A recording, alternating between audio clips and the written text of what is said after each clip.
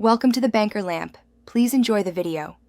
In this video, I will explain how to adjust the handbrake on a Subaru Forester. First, you will need to locate the parking brake lever inside your vehicle.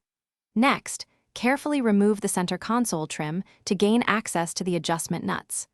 Before starting any work, always ensure your vehicle is safely supported on jack stands for your security.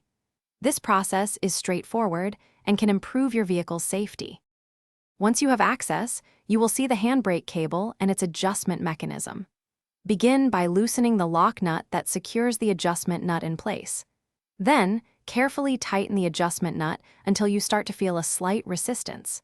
After this, test the handbrake engagement. It should typically click between 5 and 7 times before fully engaging.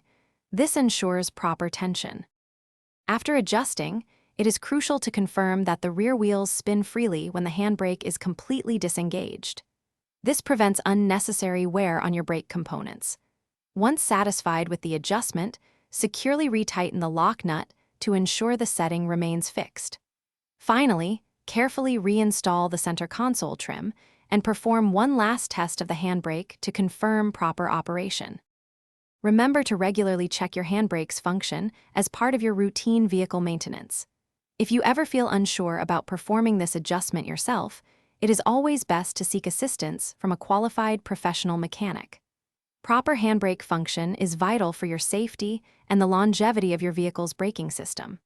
Also, for a fresh ride, check the description for a link to Little Tree's black ice and other great deals.